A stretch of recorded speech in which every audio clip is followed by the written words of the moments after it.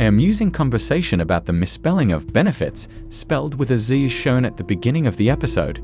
This discussion suggests that there is a sense of irony in the midst of the current strike at Ikemoda. Mr. Hugo is concerned about the amount of fabric that was wasted during the demonstrations, and Betty is confronting the squandering of resources by pointing the finger at Armando Mendoza for wasting the perks that were provided to employees. It is brought to Betty's attention that the critical warehouses that belong to Ikemoda are now under the authority of a wealthy potato vendor named Pascual, who has taken advantage of the difficulties that the firm has been experiencing.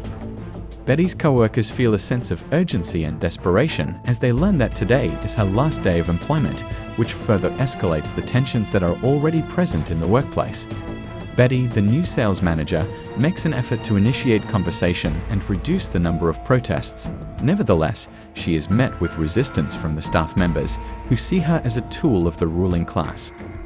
One of the most important characters, Marcela, conveys her appreciation to Betty for her support, but she also makes it abundantly obvious that the only thing that binds them together is their relationship to Ikemoda.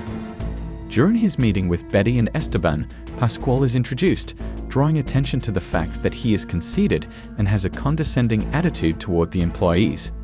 However, despite the fact that Betty and her team question Pascual about a rent adjustment for the warehouses, he refuses to drop the price since he believes that he is unable to afford to do so. A potato spill causes a chaotic moment to occur as tensions continue to rise, forcing the workers to panic and run to assist those who are in need of assistance.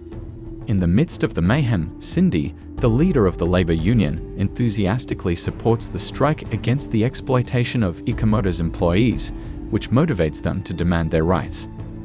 Betty works with her feelings in relation to Armando's release from jail and the strain that it places on her personal life, particularly with regard to her daughter Mila.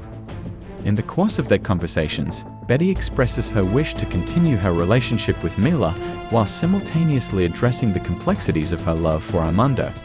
As Armando strives to regain his footing at Ikemoda in the middle of the upheaval generated by the strike, the narrative is heightened by the fact that he has returned from jail.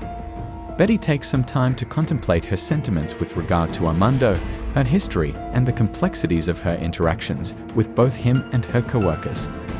This episode depicts the difficulty that Betty has between her emotional anguish and the duties she has given to her work life.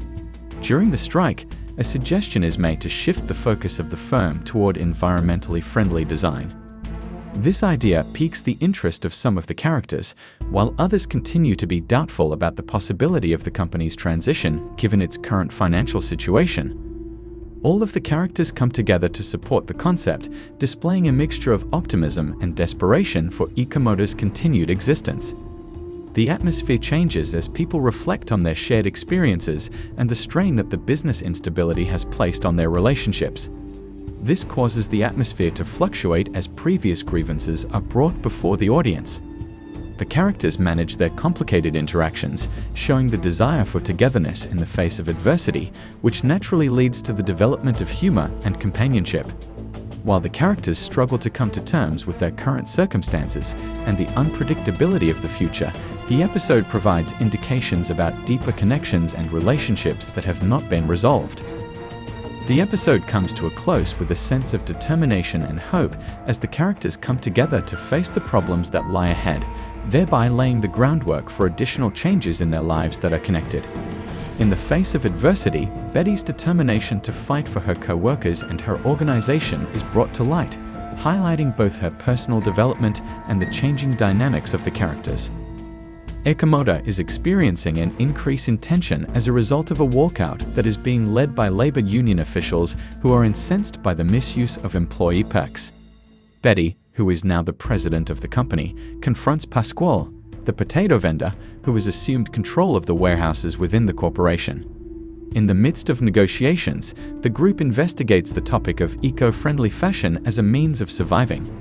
In particular, Betty is experiencing difficulties in her personal life, particularly in regard to her connection with Armando, who was only recently released from jail. In the process of trying to come together in order to overcome the hurdles posed by the corporation, the characters struggle with their interwoven destinies, merging humorous and heartbreaking moments.